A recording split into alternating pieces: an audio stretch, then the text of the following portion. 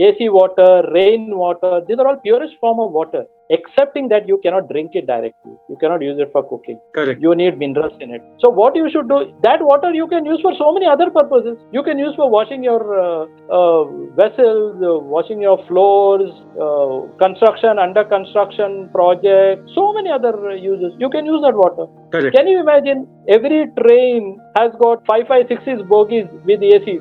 If it is not a full AC train, can you imagine if that water is saved and used for just cleaning the trains, the amount of water that we can save? I'm giving you Right. so many tips are there.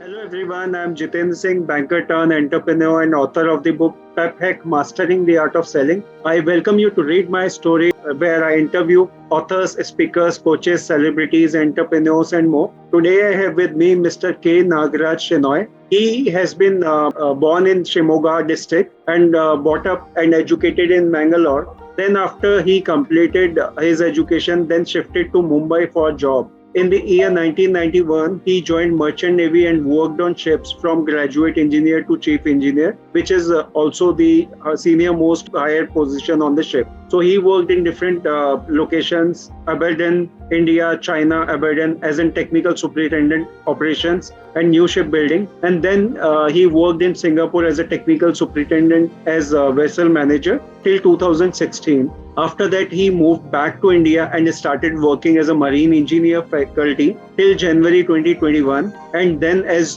journal manager, he managed multiple roles and responsibilities in quality, service, ISO 9001, 2015 implementation, audit. He was also a competent person for firefighting new product development in multinational marine products and services company. He is now working as a technical consultant and external examiner of Director General of Shipping for Class 4 Orals. So today he will be discussing with us about his life journey. So welcome Shenoy sir, the platform is open and now over to you.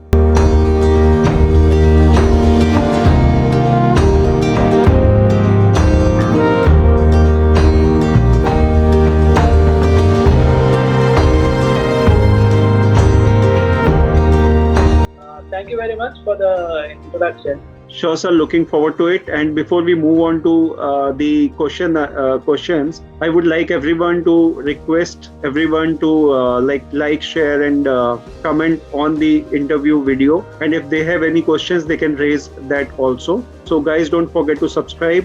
Now, moving on to sir, you. So, if I ask you, like, how did your past life has affected the person you actually wanted to be in your life, and what you are? Past life.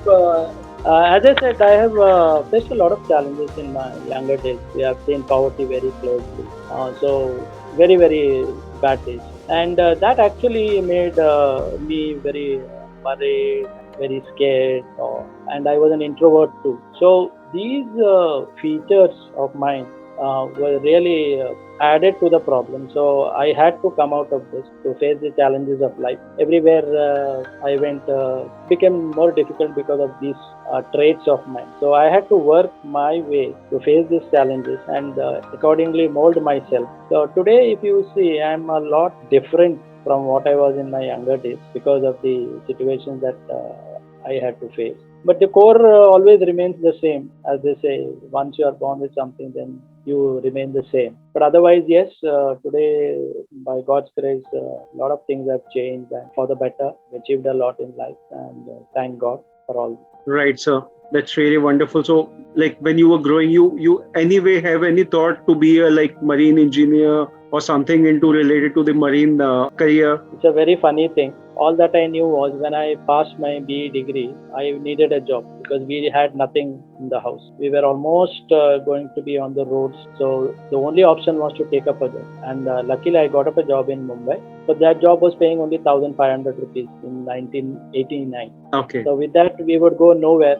And as luck would have it, my brother-in-law who was in shipping, currently, it is a stroke of fortune, you should say. My sister, whom I only heard of, tested me to come and meet them. And very shyly, I met them. And my brother-in-law said, why don't you join shipping? And that time, to tell you, I didn't know what shipping was. Right. Nothing about it. But then he recommended, I went and I passed the interview and all my friends were asking, where are you going? I said, I don't know. but I had no choice to say no. There was no choice. It Correct. was like what somebody said, that once you enter into a tunnel, you can't look back. You have to go through the tunnel and out of it. There was no way. And because the situation was such, if I had not joined shipping, we would have been completely wiped out. So marine, definitely, I didn't know that what marine was, but as a stroke of luck or fate, as you say, I went through, and here I am. Right, that's really wonderful. So, like it happened by chance, but definitely you have worked from a lower level to a senior level, and you have faced so many challenges. So we would be talking about them in the next question.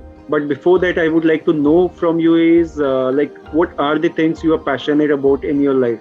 I'm passionate about a lot of things. First is I would love to see my country turning into a superpower. When I say superpower, I actually don't mean the best economy in the world, the largest economy with lot of fancy cars and planes and all that. What I would love to say is people living a healthy life. Today True. people have a lot of money but no life. Promoting healthy living, water conservation, air pollution, clean and alternate energy, and environment conservation. Because without this, any amount of money or fancy lifestyle will take us nowhere. Correct. So I think I'm passionate about good, clean living. You rightly pointed out air pollution, water pollution is a so big problem of today. Like can't find a place where we can breathe freely, and we cannot find even a like place in metros where we can get like pure water from earth. So like earth water is also very polluted these days. So we will be talking about this thing in a later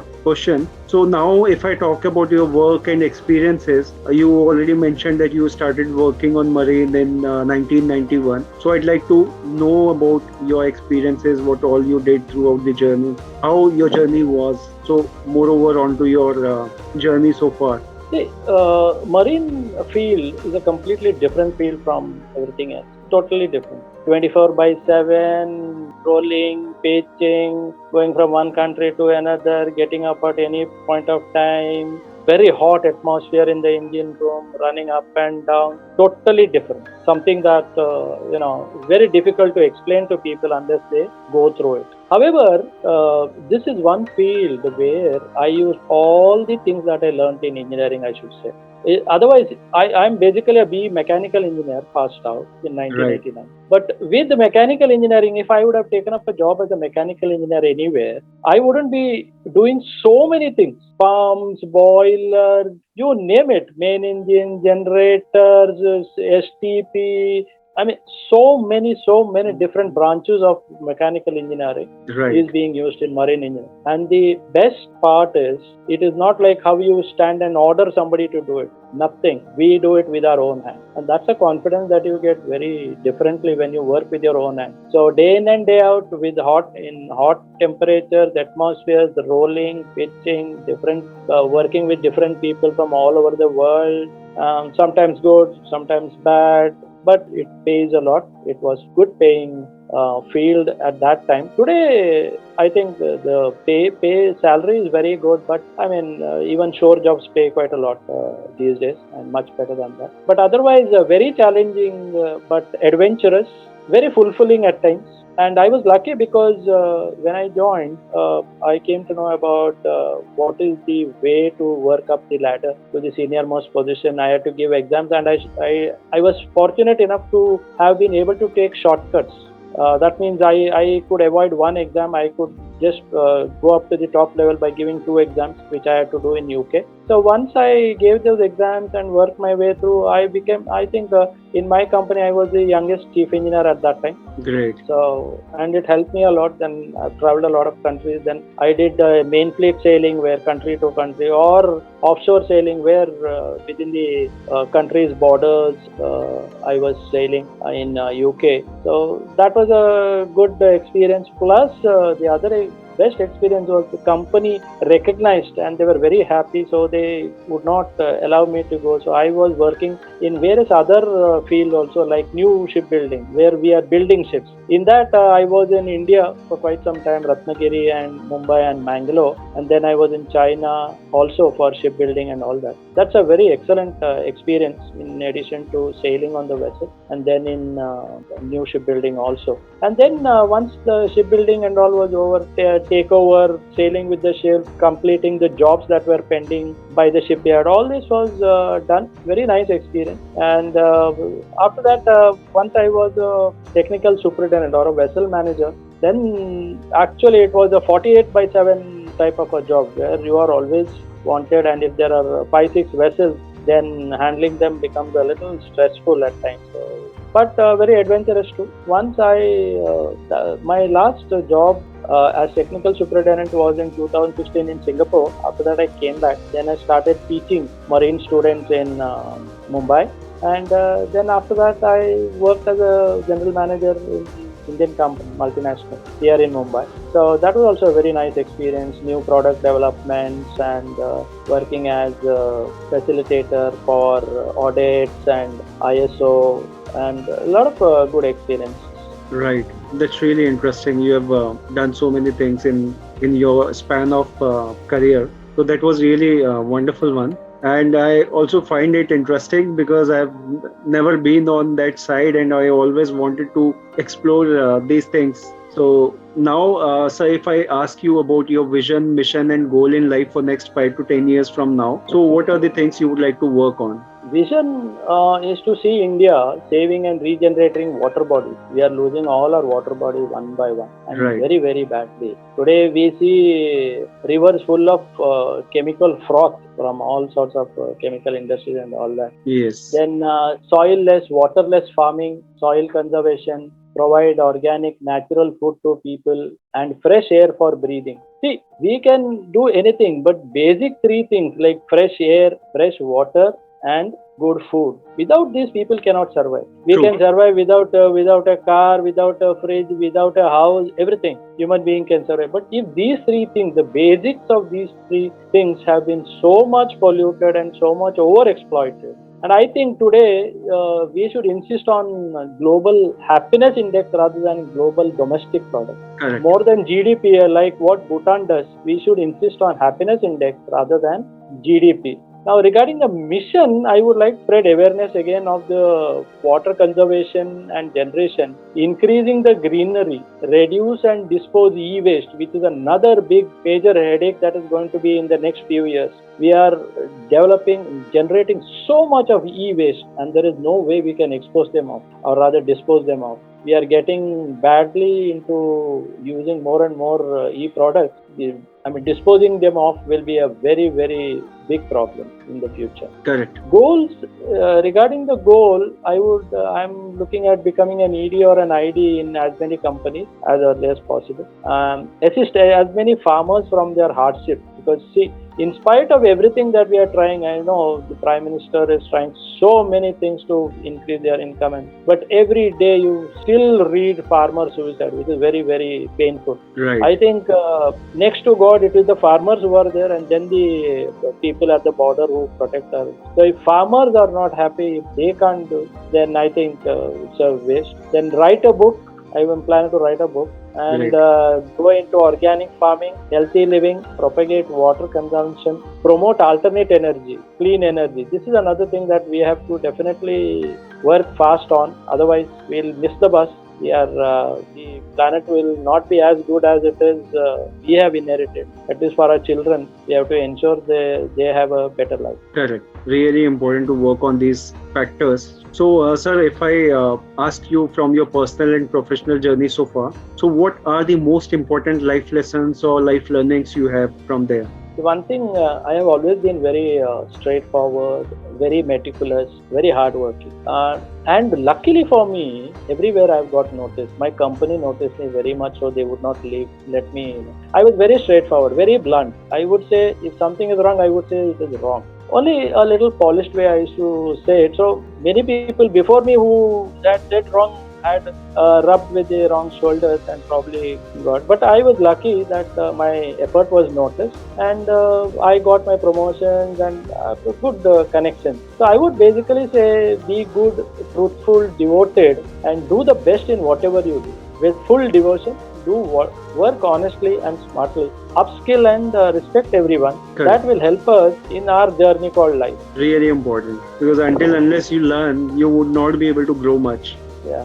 So, since you've been talking about like water conservation, pollution, so onto this, like, can you share some practical tips and strategies for individuals to conserve water in their daily lives? See, in daily life, starting from home, let us say at home. Yeah, First thing that we have to do is we see a lot of water leakages in and around. true. Wherever possible, please plug the leakages. Leaking taps, please plug them. Simple, and very important effective tips. We go to the toilet, we flush, and we come. The amount of water that goes, I can tell you, I have been practicing this for so many years. I've got a flush tank. I never ever use the full water. And do you know, sometimes even when we throw a little bit of small dust or waste into the toilet, we flush the full tank. The amount of water gone is so much of a waste. And nowadays, what has happened is we have got these flush tanks which have two buttons where you can use less or more. And do you know another very useful tip? The height of the tank from the bowl, that is from the seat, the higher it is, the lesser water you require to flush out the content. Right. This is very effective. When I try to get it done, all people, especially the laborers who come, sir, ऐसा कभी हमने देखा नहीं ऐसा. I said, चलेगा, आप मेरे लिए कर दो ऐसा. And it saves a lot of water. Washing, people keep the tap on and go on brushing or applying soap and all. How much of water is lost? Keep the tap fully open. No, you are brushing your teeth, tap is fully open, water is running. Correct. So all these things can definitely be, curtailed, and we must be very careful about all these. And another thing is, you see the waste water. Do you know another very interesting thing? The toilets, the WC, the waste from the toilets. If we don't use chemicals to clean these toilets, only the waste from the toilets, if you use that water, you can use that as grey water back into the flush tank and so many other purposes if you don't use chemicals for cleaning. And that waste from the toilets will automatically degrade and cause manure. So this manure can be used for watering plants and so many other useful purposes. Correct. Now this waste, through the drain pipes, we let it go into the rivers and all that, completely polluting the rivers, wasting everything. Now see, last week I was very happy to read, in Mumbai itself there was a Miti river where they used to dump so much of chemicals and all that. With great difficulty they tried to stop, and now this time they are very happy that they have seen fishes, crabs and all that, which is a sign that the water body has been revived. We can do it, and everybody should do it, because we don't have time. We have already lost a lot of time. We have already depleted so much of water, so we don't have time. So we can use rainwater harvesting. Do you know another very interesting fact? You know this AC water condensation. Have you seen the water dripping from the AC when they are running? Right. That is the purest form of water. AC water, rain water, these are all purest form of water. Excepting that you cannot drink it directly. You cannot use it for cooking. Correct. You need minerals in it. So what you should do, that water you can use for so many other purposes. You can use for washing your vessels, washing your floors, construction, under construction projects, so many other uses. You can use that water. Correct. Can you imagine, every train has got 6 bogies with AC. If it is not a full AC train, can you imagine if that water is saved and used for just cleaning the train, the amount of water that we can save? I'm giving you so many tips are there. I'm planning to write to the PMO also on this. Let's see what happens. We can water plants also with this water. However, plants will require slightly high TDS. The same water that we can drink, we should put for the plant, not just pure water. This pure water can also be used in batteries, the lead acid batteries and all that. And drought resistant plants, when we grow wherever possible around us, there are multiple benefits. They take less water, they purify our air, they give you oxygen, and they reduce the temperature.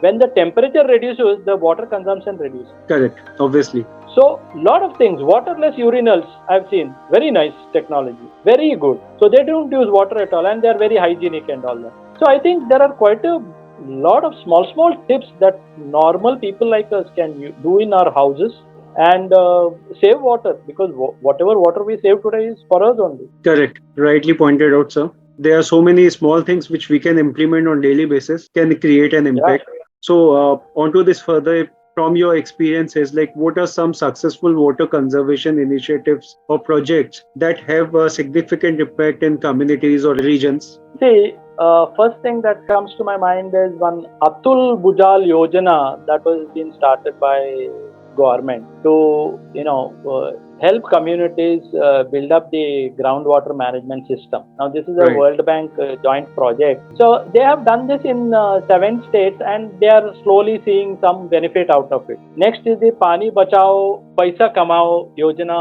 with the Punjab government. That's a very nice initiative. Again, Interesting also. yes, very nice, very nice. So they have been able to save not only water but also electricity with it, and people are getting paid for it. So I think things like this are there. I will give you another very interesting example. When PM Modi was Gujarat Chief Minister, till then Gujarat was very, very struggling for water. They had less Right. rains and less water. So Correct. one major thing he done was the Narmada Bachao Andolan, the Narmada Dam. And the second most important thing is what he did was he said, my water available to Gujarat itself is less, and then whatever water is there due to rains and all that gets evaporated fast because of the heat. So I should do two things to help this. So what he did, he went on solar energy expansion. So all the solar panels were generally installed on top of water bodies, small check dams and whatever he had built. So two things happened. Solar energy was generated and this water evaporation dropped. So Right. more of water was saved and people benefited tremendously. And Gujarat, that is why, will not elect anybody else except Mr. Modi. I mean, this is one of the things that I think a lot of things can be done. Then in Rajasthan, there is a rainwater harvesting program that was done, which has helped a lot of deserts also they have converted into good green zones today because of rainwater harvesting and all. Correct. Things are really simple when it comes to finding a solution. But the most important thing is the initiatives which people can collaboratively take and their contribution towards it. That's really important. So on to this further, if we talk about businesses and industries, so how they can contribute to water conservation efforts, and what are some innovative approach or technology being used in this regards? Very, very important. Industries can do a lot, definitely a lot. Like one example I already gave you, whatever chemicals we are using for cleaning, this chemical gets, let's say, floor cleaning, let's say our vessel cleaning or toilet cleaning. Now, because this chemical is there, that water that is used, you cannot put it into plants or anything directly. And what do they do? Finally goes into the rivers, other water bodies, and finally into the sea. If we can change into organic, environment-friendly chemicals, all that water, as I said earlier, can be separated, treated, and used, reused as black water for so many purposes. Construction, you see, buildings are being constructed day in and day out. A lot of water is required. Roads are being constructed. Right. Just two examples like this. Then, see, chemical waste from plants, from factories, are directly led into the river bodies where people are drinking those waters. We have seen them all over the place. On TV, every day you see, all over the place. This should be strictly prohibited. You should treat the waste and not allowed to dump into the water bodies. Waterless urinals, we already spoke about, they do a lot. Educating employees in their on water conservation. Factories, huge factories, 5,000 workers, 10,000 workers, even if they save 1-2 liters of water per person, you can imagine the amount of water. And whatever water is required, why use fresh water? Try to use the black water, recycled water for non-potable purposes. So non-drinking, non-washing, non-bathing. For these purposes, at least use the black water. Then using water-efficient appliances and fixtures. Now, what are these? These are like washing machines which use less water. Use washing machines front-loaded the top-loaded with no heaters as much as possible, and use the dishwashers only when they are full. Try to wash clothes as when they are in full quantity. So these are some of these ones. Using recycled water again. See, a lot of plants like AC plants or other cooling plants and cooling towers and all that. You don't require pure cooling water. Sometimes you can use even air for cooling. If you have to use water, it need not be pure clean cooling water. Use recycled water. So I think businesses can do a lot in saving water. And another important investment that the company should do is like in Gulf countries mostly where there is no water at all. They have all desalination plants. If you go to Saudi Arabia and all, everywhere you have desalination plants because they don't have fresh water source. Correct. We need those. They have done that in Chennai and all that. I don't know. Somehow it has been very unsuccessful. But otherwise, we have no option. We need to generate fresh water from the seawater. We know we have got ample seawater. Enough of seawater all over the place. So we need those. for irrigation, one of the largest consumption of water. Correct. I want to give you an interesting statistic here. You might be shocked when I tell you. See, India is an basically agro-based country. Right. Do you know you require 22,500 liters of water to produce 1 kg of cotton? Right. 3,000 to 5,000 liters of water to produce 1 kg of rice. 3,100 liters of water you require to produce 1 kg of groundnut. 2,515 liters to produce 1 kg of sugar, but only 900 liters to produce 1 kg of soybean or millet. Now, what is this I'm trying to tell you? By using, best option would have been people switching over to millet. Everybody, including the politicians, will come tomorrow to strangle my neck if I say this, because many of them have a lot of investment in this. Right. However, what is the option? Option is, I've just seen the government has passed a circular saying that from traditional water habits change to drip irrigation and other habits where water will be saved and only as much water is required can be used, but nobody is implementing. Cost is involved, actually. Cost is involved, but if you see the amount of water that will be saved, you want to save money, correct, to become rich, okay, good, but what is the use of that money when tomorrow you don't have water to drink at all? True. So I think we need to, these are a lot of things that industries can do to help save water and generate water. You have heard of STPs, right? Sewage treatment plants, where all the sewage is led to and then that is treated and that black water is generated. That black water can be used for all non-potable purposes. Huge saving of water. And finally, I think things like cloud seeding and rain enhancement, where when you want water other than from desalination plants, you want to generate water. There's another interesting fact. Do you know the air that we breathe has got a lot of water in it, which is called humidity. Right. When you condense this, a lot of water can be generated. Again, this water is pure, clean water. Only thing, you can't use it for potable purposes because it does not have enough minerals, it doesn't have enough TDS, but you can use that for a lot of other purposes. So I think these are some of the ways which the industry can work on to save and regenerate water.